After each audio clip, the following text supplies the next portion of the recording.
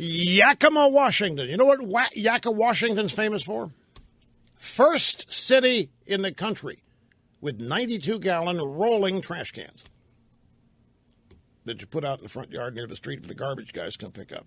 Yakima, Washington. Here's Josh. Great to have you on the phone, sir. Hello.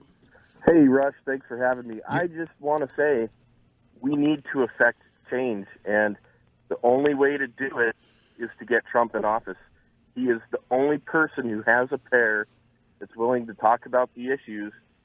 And, you know, I've always been a lifelong conservative. I'm a W fan. I know a lot of people aren't the last Bush president fan. I loved him. His brother's a nice guy, but he doesn't have a pair. We need someone to speak out. I'm 34, and I agree with that 28-year-old caller, the millennium. We need change. And that's what Trump... Now, let me ask something else he said. He said, and I thought this was key, because everybody and their uncle, I saw it discussed today, the establishment types of political professionals can't believe that Trump survived his opening comments about Mexicans when he announced his They can't believe he survived what he said about Megyn Kelly, and they can't believe that he survived what he said about John McCain. This 28-year-old guy told me yesterday, Rush, to understand this, you have to understand it isn't about Trump. He happens to be the vessel.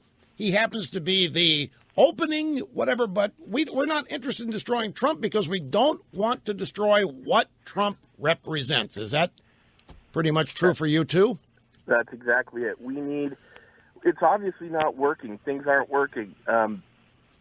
Something needs to change, and it's not, there are things where I kind of look at Trump and I say, boy, really should he have said that? But he's the only person to drive us to making change. And I'm a results-driven guy. You know, I work in logistics, and we need to affect change. We need to see results. So the fact that he says off-the-cuff things, though it's not right, I think your average voter, you know, we're all imperfect, right? We all have our things.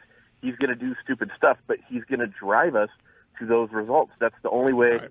You know, you talk about, thanks for the call. You talk about things are not working. I disagree. I think the Obama machine is well-oiled. I think the Obama administration is clicking on all cylinders. I think there's nothing stopping them. I don't think they're leaking oil. I don't think they got any carburetor problems. I think their jet engines are on afterburner, and there's nobody stop them. It's working better than they ever dreamed it would. And now Obama's so energized, he's going to go the executive action route because it's been told effectively that there's no attempt to stop him here. Things are working for Obama, and that just adds to the frustration and the fear and the anger of people who don't want it.